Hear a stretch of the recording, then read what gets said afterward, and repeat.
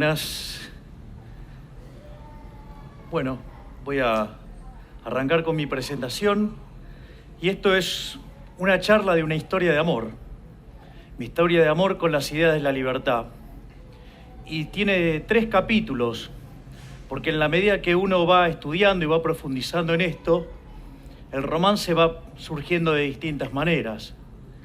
Lo primero que me enamoró del capitalismo y la libertad, básicamente fue que es una máquina de sacar gente de la pobreza, que es la máquina de la prosperidad, que es la máquina del bienestar.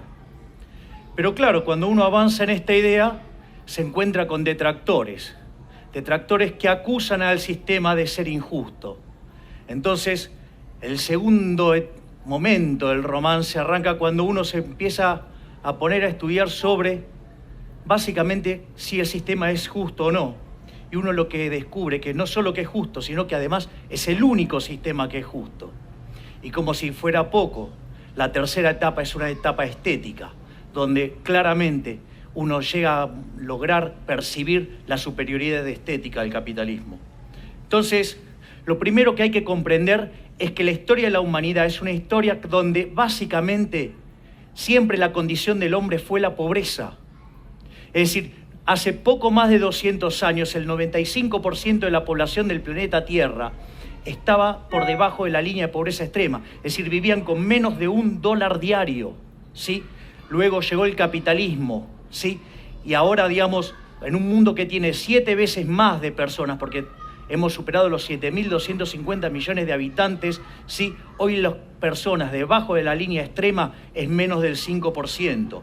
La contracara a esto es un aumento fenomenal de la productividad. Si uno toma la historia desde el año 0 hasta el año 2000, el PBI per cápita se multiplicó por 12,9 veces. Sin embargo, en los años que van entre el 0 y el 1800, solamente subió 40%, todo concentrado justo después del descubrimiento de América. ¿Hasta qué? Hasta que llegó el capitalismo, sí, que generó la revolución industrial, y a partir de ahí, sí, el PBI se multiplicó por más de 9 veces.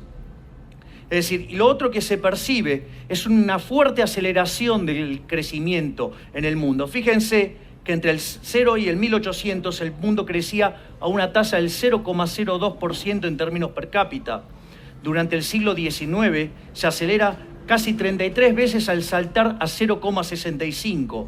En los primeros 50 años del siglo XX se creció al 1,06. En la segunda parte al 2,1 y hoy el mundo crece al 3%. ¿Qué significa esto?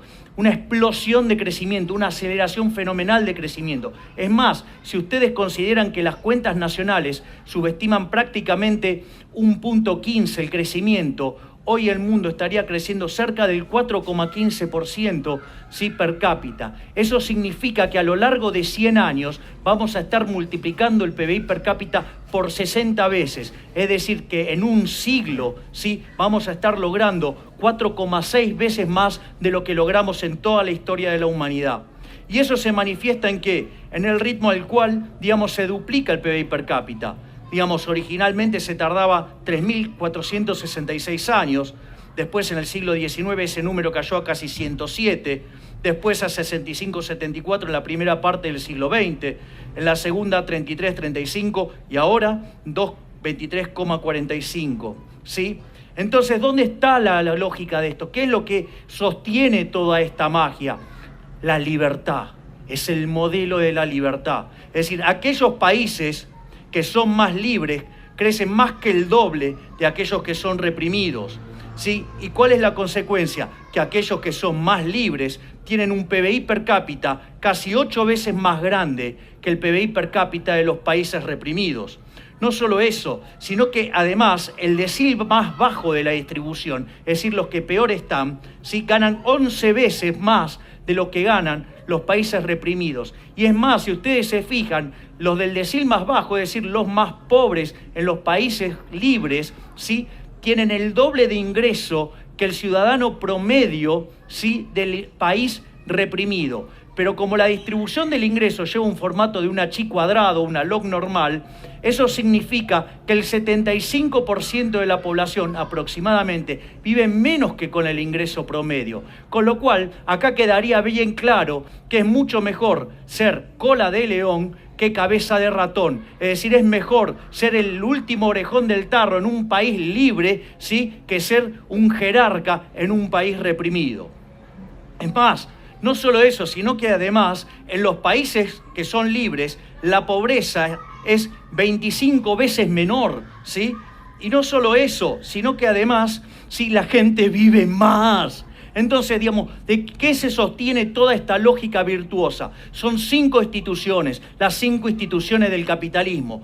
Y estas van combinadas, por ejemplo, la propiedad privada con los mercados libres. Es decir, ustedes no pueden hacer transacciones voluntarias si no son dueños de los bienes que están transando. Y como consecuencia, es muy importante que no haya intervención del Estado, porque cuando supongan ustedes, sí, podrían ser dueños nominalmente de algo, pero el Estado le dice cómo usarlo, cómo disponer de ello, a qué precio, eso ya dejaría, sí, de ser libre. Por lo tanto, los precios no estarían cumpliendo la función que tendrían que cumplir, porque no tendrían sentido. Entonces, digamos, es muy importante la propiedad privada para que sean ustedes los que intercambian lo que está en juego, ¿sí? Y que lo hagan libremente. ¿Por qué? Porque eso va a registrar un precio y eso va a ser una señal que se va a transmitir al sistema, y el resto de los agentes de la economía se van a coordinar respecto a ese precio. Y ahí viene la tercera institución del capitalismo, que es la competencia. Es decir, que haya libre entrada y salida. ¿Para qué? Para que los recursos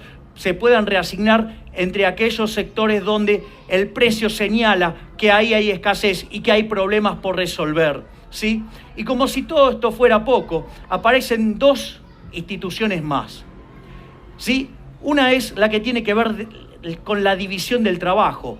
Lejos de esa falacia del hombre de paja que se le acusa al capitalismo, que nos quiere de todos iguales, no. Es decir, gracias a Dios somos todos distintos, somos todos desiguales, y eso permite que cada uno nos especialicemos en aquello que somos relativamente mejores, algo como que se conoce como la ley de asociación de Ricardo, ¿sí? Eso permite, ¿sí?, que cada uno de nosotros nos especialicemos, ¿sí?, y nos veamos obligados a lo que es la quinta institución del capitalismo, que es la cooperación social. Ustedes no pueden ser exitosos en el capitalismo sin servir al prójimo con bienes de calidad a un mejor precio. Es decir, ustedes podrían odiar al otro. Sin embargo, como su progreso económico y su bienestar material, ¿sí?, depende sustancialmente de que su producto sea elegido por el otro, lo tienen que tratar bien aunque lo odien. Es decir, como decía Bastiat, donde entra el comercio, no entran las balas. Por eso, digamos, no tiene sentido esa estupidez de la teoría del derrame. No hay derrame. Desafío al que quiera, ¿sí?, donde la literatura liberal habla del derrame. Jamás hablamos de esto. Porque, a ver, a Steve Jobs, ¿sí?, no se le derramaba nada. Digamos, a Bill Gates no se le derramaba nada. Ni ellos tampoco fueron un derrame de IBM. Digamos, el que gana plata no se le derrama nada. Es decir, acá se basa todo en cooperación social y ustedes solamente pueden triunfar satisfaciendo las preferencias del prójimo. Entonces, pero me vienen después con los nórdicos. No, porque el socialismo de los nórdicos. A ver, vamos a ver qué es de los nórdicos. Por ejemplo, miren estos muchachos. Posición en Doing Business. Miren todo lo bien que están los nórdicos en Doing Business. Miren lo bien que están los nórdicos en libertad económica. Miren dónde están los nórdicos en materia de mercado laboral desregulado. Y miren dónde están los nórdicos en respeto de los derechos de propiedad. Es decir, de socialismo creo que le quedaron solamente los altos impuestos, los cuales además lo empezaron a bajar sustancialmente, por ejemplo, después de que quebraron a fines de los 80. Es decir, que de socialismo solo tiene el nombre, porque en realidad son más pro mercado de lo que la gente se cree. Entonces, una vez que uno tiene esta contundente evidencia empírica, aparece el problema de la desigualdad. No porque el capitalismo es desigual. Bueno, veamos en qué se sostiene toda esa patraña mentirosa, ¿sí? Primero, digamos, el problema de los socialistas que parten de una teoría del valor, que es una teoría del valor estúpida, o sea, llamada teoría del valor trabajo. Es como que ustedes, digamos, para determinar el precio de algo, ¿sí? Ustedes pueden sumar los costos. Es como que, digamos, que uno quisiera, digamos, producir vino en una sociedad, entonces toma el costo de la uva, el costo de la botella, el costo de la etiqueta, el costo del corcho, le pone un margen y con eso vende. Digamos, ¿a ustedes se les ocurre qué puedo hacer con una botella de vino, de ese gran vino, en una sociedad de abstemios? Bueno, me imagino que estará aumentando la producción de vaselina en este mismo momento. Sí, pero digamos, o sea, además sería un mundo tan tonto, sí, que además no habría quiebras. Y yo creo que hay quiebras. Es más, la teoría de la explotación que sale de eso es una estupidez. Porque fíjense esto, si hay algo que caracteriza el progreso tecnológico impulsado por los empresarios, es que ahorra trabajo. ¿Cómo está explotando a los trabajadores y utiliza tecnología que ahorra trabajo, es decir, para reducir la explotación?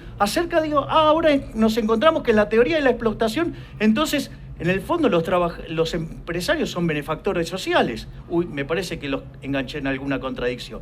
Por eso, digamos, la teoría económica avanzó hacia la teoría subjetiva del valor, donde, digamos, los precios se determinan por las preferencias y la escasez. Y a partir de ahí surge la remuneración de los factores. La remuneración de los factores viene dado por algo que se llama el valor del producto marginal. En el caso del trabajador, ¿sí?, sería el valor del producto marginal del trabajo, es decir, el salario, que se compone de dos elementos. El precio, donde intervienen las preferencias y la escasez, con lo cual a ustedes no les puede ir bien sin servir al prójimo con bienes de calidad a un mejor precio, porque si no hay quiebras y el precio es cero, ¿sí? Y por otro lado, tiene que ver también con ¿qué? Con la productividad. Entonces, si ustedes generan algo que sirve al mercado, que sirve a la gente, que le arregla la vida a la gente y además son productivos, se van a llenar de plata. Pero está bien que así sea porque van a ser benefactores sociales. Entonces eso permite ver de qué va la distribución del ingreso. En el fondo, la distribución del ingreso tiene que ver con cómo ustedes lograron servir al prójimo, es decir, cuán eficientes fueron arreglándole el problema a la sociedad. Y cuanto más productivos sean en ello, mejor les va a ir. Es decir, entonces, pero ¿qué hay acerca de la justicia del capitalismo? Entonces, ¿saben qué? Que todos los intercambios son voluntarios. Algo que los que miran teoría del valor trabajo no pueden entender, porque las cosas valen según el trabajo que tiene. Claro, entonces, ¿qué van a intercambiar? Nada. Entonces, yo les voy a contar el caso de una sociedad, ¿sí?, que aparece un chiquito que juega al fútbol y la rompe toda, se llama Messi, ¿sí? Entonces, claro, todos quieren tenerlo a Messi, porque saben, ¿sí?, que si lo tienen a Messi van a ganar todo. Ahora, ¿cuál es el punto? El punto es que Messi, cuando todos lo empiezan a demandar, ¿qué dice? Y yo quiero más plata. A punto tal que me gustaría llevarme por mes 2 recaudaciones del estadio, con lo cual habría que estar duplicando el precio de las entradas. Los únicos que quieren pagar eso son los catalanes. Con lo cual lo contrata el Barcelona, entonces le pega un peludo a todos, o sea, termina siendo campeón por escándalo, se le matan de risa a los madrileños en el propio Madrid, toda una fiesta. Ahora, cuando miran la distribución del ingreso, queda arriba Messi, después los dirigentes del Barcelona y los jugadores del Barcelona, después todos los españoles, salvo los catalanes, y por último los catalanes. ¿Alguien podría decir que eso es injusto? Si todos consiguieron lo que querían. Pero vamos a otra sociedad. Supongan que yo subo en autobús con mi amiga Cristina, que tiene fuertes valores sociales, y se sienta a mi izquierda, y entra de repente un señor con los bolsillos repletos de dinero. Eso a ella le parece tremendamente violento e injusto. Entonces saca un bate de béisbol, le pone en la cabeza y dice: o me das tu dinero o te rompo la cabeza. Entonces el hombre accede gentilmente a darle el dinero, y suponiendo que no se la gasta ni en cartera, ni en zapatos, ni en hoteles y cosas por el estilo, ¿sí?, la reparte igualitariamente entre los que estaban en el autobús. La pregunta es, ¿ustedes podrían decir que esa sociedad es más justa? Entonces, lo que hay que ver también es que a lo largo del tiempo la distribución del ingreso va mejorando. Miren lo que era en los 60, ¿sí? En los 80 fue mucho menos desigual, en los 2000 mucho menos desigual. El índice de Gini se viene cayendo estrepitosamente, y ustedes miren lo que era la distribución del ingreso en el 2003 y en el 2011. Es decir, que con el correr del tiempo el mundo se va haciendo más igualitario.